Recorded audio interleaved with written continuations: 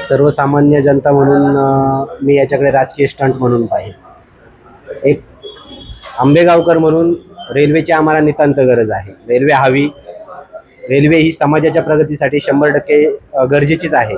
पण आता जे चाललंय म्हणजे आता आम्ही सोशल मीडियावरती पाहत होतो काही ठिकाणी की चाकणमध्ये एक आंदोलन आहे, नारंगावमध्ये एक आंदोलन आहे, आमच्या तालुक्यात तर 2 आंदोलन आहेत, एक 10 वाजता आहे, एक 9 वाजता आहे, एक एसटी स्टँडला आहे, एक मार्केट यार्ड समोर आहे। तर कधी कधी एक तुम्ही आज मला एक सर्वसामान्य म्हणून विचारताय, मी कोणत्याही पक्षाचा पदाधिकारी नाहीये, पण त्यावेळी मग असं एक उद्विग्नता येते मनामध्ये की हे चाललंय काय नक्की। रेल्वे आम्हाला हवी, माझे आजोबा सांगत होते आम्हाला रेल्वे हवी, रेल्वे येणार आहे, वडील सांगत होते रेल्वे येणार आहे, आता मी माझ्या मुलांना सांगतो रेल्वे येणार आहे। म्हणजे हा राजकारणाचाच विषय चाललाय का? नुसतेच फक्त फ्लेक्सबाजी स्टंटबाजी करायची आहे का? आंदोलन करून रेल्वे येणार नाही। आता मी तुमची ती बाईट ऐकत होतो, मकरंद भाऊंनी सांगितलं की आंदोलन केल्याने त्रास होणार कोणला आहे? सर्वसामान्यांनाच होणार आहे। ज्यावेळी तुम्ही आंदोलन करत आहात तर त्यामागे तुम्ही त्याच्या मागचं रिझन शोधा की बाबा नक्की अडचण काय आली। आपण अनेक वेळा असं म्हणतो नाक दाबलं की तोंड उघडतं। सरकारचं हे नाक आहे, रास्ता रोको करणं म्हणजे सामान्यांना त्रास द्यायचा हेतू नसतो। सरकारला जर वटणी आणायचं असेल असे मार्ग अवलंबले पाहिजेत। नाही मग जर समजा तुम्हाला सरकारला वट्टीवर आणायचे, तुमचा आवाज जर एक वाक्यतेने सरकार बरोबर पोहोचायचा तर तुम्ही एकत्र एका स्टेजवरती यायला हवं ना। म्हणजे मी कोणत्याही पक्षाचा झेंडा घेत नाहीये बरोबर, पण मी सांगतो की तुम्ही वेगवेगळे 2 पक्षाचे 2 वेगवेगळ्या ठिकाणी झेंडे कशासाठी घेताय? माझ्या मते तर एक आंबेगावकर म्हणून मी तुमच्या सर्वांना आवाहन करेल तुमच्या मार्फत की तुम्ही समाजाचा आवाज आहात, लोकशाहीचा 4था स्तंभ आहात तुम्ही। तुमच्यातर्फे मी आंबेगावकराला सर्वांनाच आवाहन करेल की या सर्वांनी एका व्यासपीठावरती यावं, एखादी कृती समिती स्थापन करावी। आता आम्ही पाहतो खाली लिहिलेलं असतं कृती समिती आंबेगाव तालुका। अहो ही कृती समिती स्थापन होते कधी, डिझॉल्व्ह कधी होते, याच्यामध्ये असतं कोण, हे नक्की काय काम करतात हे तरी कळू द्या। माझी जमीन जाते, ह्या सर्वेमध्ये जो सर्वे झाला त्याच्यामध्ये माझी जमीन जातीये, पण आमच्यापर्यंत आजपर्यंत कोण झालं नाही आम्हाला विचारायला। आणि आमच्या तालुक्यामधून जाते तरी काय ट्रेन हो? पेठ झालं, भोरवाडी झालं, तांबडेमाळा, शेवाळवाडी, निगोटवाडी, कळम नांदूर आणि वरपेमाळा संपली आंबेगाव तालुक्याची ट्रेन संपली 22-23 किलोमीटर मध्ये। ठीक आहे, तर आमच्यापर्यंत आज तक कृती समितीमधलं कोण आलं नाही। ज्यावेळी तुम्ही हे आंदोलन करणार आहात तर तुम्ही शेतकऱ्यांना भेटा आणि आंदोलन करा। तुम्ही चांगल्या कामासाठी करताय, पण त्यातून काहीतरी आउटपुट निघेल हा महत्वाचा विषय आहे। जर आउटपुट निघणार नसेल तर आंदोलनाला काही विषय नाही ना साहेब। मला एक सांगा साहेब की मी माझ्या स्वार्थासाठी कुठेतरी फक्त मला एक पुढे जाऊन राजकीय माझा काहीतरी फायदा आहे म्हणून मला समाजात माझा चेहरा झळकत राहावा म्हणून मी कुठेतरी आंदोलन करायचं, याला काही व्हॅल्यू नाही साहेब। एक कॉमन मॅनला तुम्ही ज्यावेळी आज जीएमआरटीचा विषय मगाशी तुम्ही ऐकलं, मी ते ऐकत होतो तुमचं जीएमआरटीचा विषय, मकरंद भाऊंनी पण सांगितला की 10 किलोमीटरचा रेडियस। अहो ज्यावेळी हजारो कोटी रुपये, शेकडो कोटी रुपये देऊन ती समिती स्थापन झाली, त्यांनी सर्वे केला, त्या सर्वेनुसार त्यांनी ग्रीन सिग्नल दिला, बरोबर आहे। मग आता जो काय अडचण येते त्याच्यावरती पण पर्याय आहेत ना। आता अचानक अडचण आली कशी? हो विज्ञान एवढं प्रगत आहे वाणी साहेब की फॉरेन कंट्रीमध्ये मेट्रो स्टेशन हे एखाद्या टोलेजंग इमारतीच्या पोटामध्ये आहे। ट्रेन ही काहीतरी बहुमजली इमारतीच्या मधोमध ट्रेन निघून जाते। मग ते जे काही रेसिडेन्शियल आहेत त्यांना काही त्रास होतो का? नाही होता। सायन्स तेवढं टेक्नॉलॉजी आहे ना प्रगत। पूर्वी समजा ही ट्रेन पूर्वी फिजिबल नव्हती सांगितलं जायचं, नंतर शिवाजीदादा आढळराव होते, त्यांनी त्यांच्या प्रयत्नातून तो डीपीआर मंजूर पर्यंत आला, नंतर पुन्हा हे भासणात गुंडाळलं गेलं। म्हणजे मी एक आठवतोय, मी खूप लहान आहे पण मला एक सांगा की पूर्वीचे काही इलेक्शन आम्ही पाहत आलोय, लढले गेले पुणे नाशिक पुणे नाशिक रस्त्याच्या याच्यावरती लढले गेले, विमानतळावरती लढले गेले की विमानतळ गेलं, त्यानंतर मागचं इलेक्शन लढलं पाण्याच्या बोगद्यावरती लढलं गेलं। मग आता पुढचं इलेक्शन हे ह्या रेल्वेवरती लढणार का? हे फक्त समाजाला मूर्ख बनवायचं काम चाललंय का? जर खरंच सर्वांची इच्छाशक्ती आहे की रेल्वे व्हावी समाजामध्ये, ह्या समाजासाठी ती गरजेची आहेच आहे नक्की। कारण की ज्यावेळी रेल्वे जाईल त्यांनी सांगितलं त्यानुसार की यूपी सारख्या ट्रायबल एरियामध्ये, आदिवासी एरियामध्ये सुद्धा रेल्वे स्टेशन आहेत, आणि महाराष्ट्रामध्ये हा एवढा सघन एरिया आहे की जिथे दोन्ही बाजूला MIDC आहेत, कृषी निर्याती सारखे स्टेशन हे आहेत। मंचर आज आशिया खंडातली सगळ्यात मोठी बटाट्याची बाजारपेठ आहे। अख्ख्या महाराष्ट्रातून लोक बटाटे देणं घ्यायला मंचरमध्ये येतात। ठीक आहे, अशासाठी शेतकऱ्याच्या प्रगतीसाठी, औद्योगिक धंद्यांच्या प्रगतीसाठी सर्वांसाठी रेल्वे पाहिजे। पण त्यासाठी जो योग्य उपाययोजना हवी आहे ती आम्हाला तरी वाटत नाही की होते म्हणून. हे सर्व राजकीय स्टंटबाजी चाललेली आहे आणि ती होऊ नये यासाठी सर्वांनी एकत्र एका व्यासपीठावरती यावं.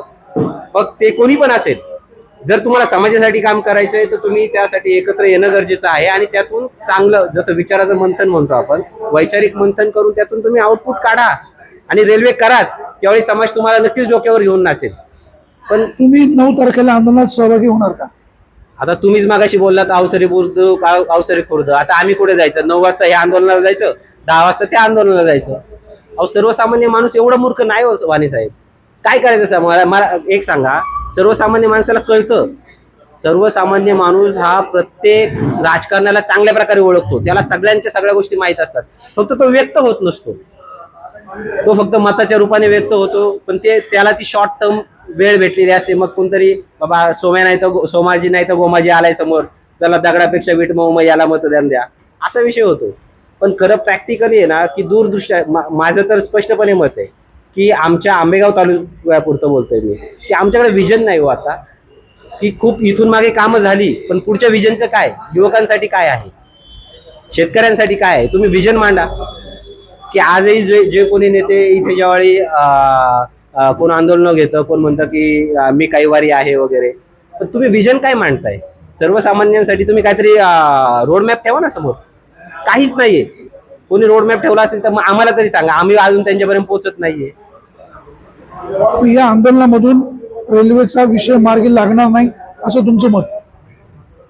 विषय मार्गी लागावा आमची इच्छा आहे, पण जर तुमच्यामध्येच असा बेबनाव असेल, तुम्ही जर एकत्र नसाल तर तुमचा आवाज वरच्या राज्यकर्त्यांपर्यंत पोहोचणार कसा? आणि वाणीसाहेब, प्रत्येक गोष्टीला एक प्रशासनाची सिस्टीम असते. जर तुम्हाला रेल्वेचा प्रकल्प पूर्ण करायचा आहे तर तुम्हाला पर्टिक्युलर त्या ऑफिसचा पाठपुरावा करणं गरजेचं आहे. त्यासाठी योग्य ते निर्णय घेणं गरजेचं आहे, दबाव आणावा लागेल. पण जर तुमच्यामध्येच खाली एक वाक्यता नसेल तर तुम्ही कसं काय सक्सेस होणार?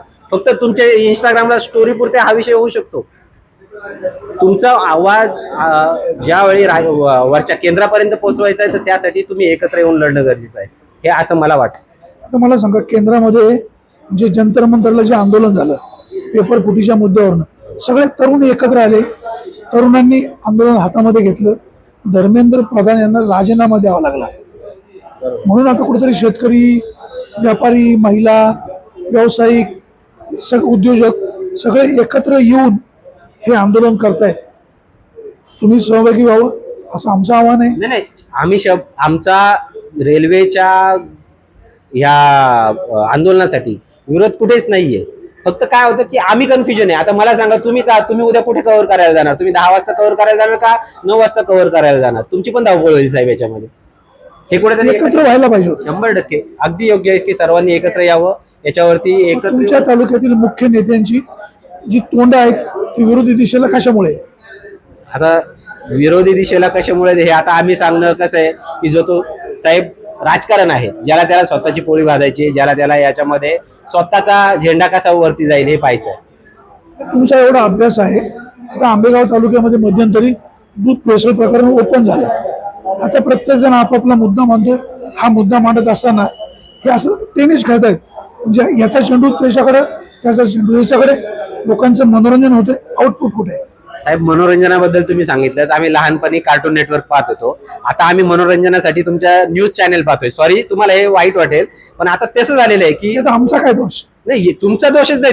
तुम्ही चांगलंच काम करताय की समाजामध्ये काय चाललंय हे पोहोचलंच पाहिजे. पण काय की सध्या 2-2.5 महिन्यापासून तालुक्यामध्ये हे टेबल टेनिसचाच खेळ चाललेला आहे. सर्वसामान्य जनता सर्व पाहतीये फक्त. पण खरं सांगा साहेब की यातून काय चांगलं नवनीत काय निघतंय, समाजापर्यंत जाईल, समाजाच्या प्रगतीसाठी काय निघालं या 2 महिन्यामध्ये? नुसते चिखल फेकाफेकी, नुसते आरोप. समजा मागे काही तालुक्यामध्ये काही गोष्टी झाल्या तर त्यावरती प्रशासकीय योग्य ती कारवाई व्हायलाच पाहिजे. त्याबद्दल कोणच दुमत नाहीये की बाबा त्याच्यावर कारवाई होणे. कोणी कोणाला डिफेंड करत नाहीये इथे, ठीक आहे.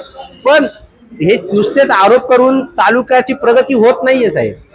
प्रगतीचा जर विचार करायचा असेल तर सर्वांनी एकत्र बसणे. ठीक आहे ना, तुमच्या राजकीय भूमिका वेगवेगळ्या असतील, त्याबद्दल आमचं काहीच मत नाही. राजकीय भूमिका ह्या वेगवेगळ्या आहेत, प्रत्येकाला राजकारणामध्ये सत्ता हवी आहे, त्याबद्दल काही मत नाही. पण तुम्ही ज्यावेळी ते सत्तेचा ज्यावेळी सत्तेकडे जाताय त्यावेळी तुम्ही सर्वसामान्य माणसाला केंद्रभोवती ठेवा. शेतकऱ्याचा विचार करा आणि मग तुम्ही आंदोलन करा. आंदोलनाला आमचा विरोध नाहीये साहेब, आम्ही आंदोलनाला 100% जाऊ, पण आता आम्ही दोन्हीकडे जाणार, एवढं आमची धावपळ होईल, एवढाच विषय. दूध भेसळ प्रकरणामध्ये आंबेगाव तालुक्याची बदनामी होते का?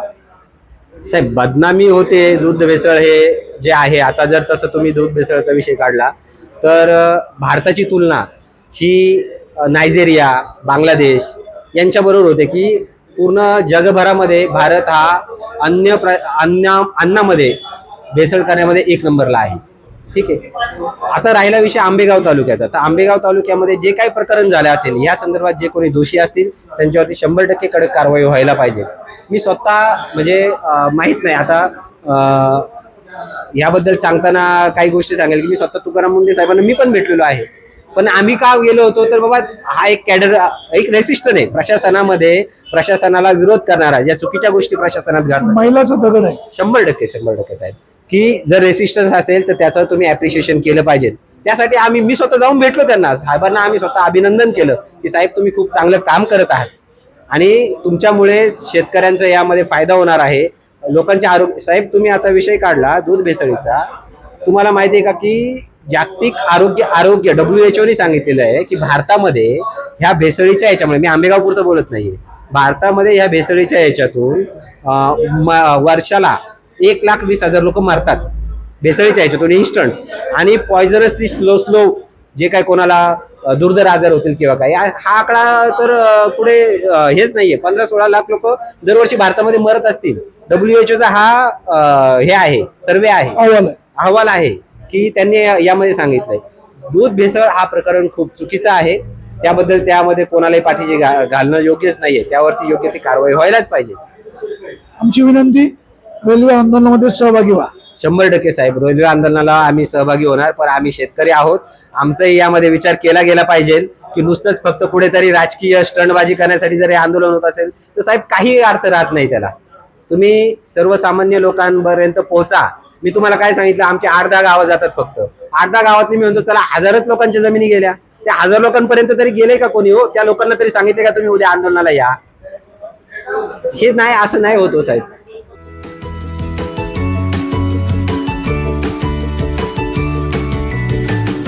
बातम्या शेतीच्या, बातम्या मातीच्या, बातम्या अन्यायाच्या, गुन्हेगारीच्या,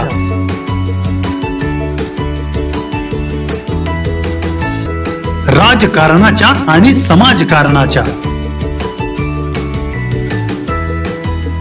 शोषणाविरुद्ध बुलंद आवाज, जनसामान्यांच्या हुंकाराची गाज, सत्कार्याला प्रोत्साहन, दुष्कृत्याला अनुशासन, निर्भीड, निस्पृह, सडेतोड, बेधडक आणि रोखठोक म्हणजेच विघ्नहर टाइम्स. शोध बातमीचा, ध्यास सत्याचा. आपलं चॅनल, आपली बातमी. सबस्क्राईब तर कराच, पण बेल आयकॉनवर क्लिक करायलाही विसरू नका.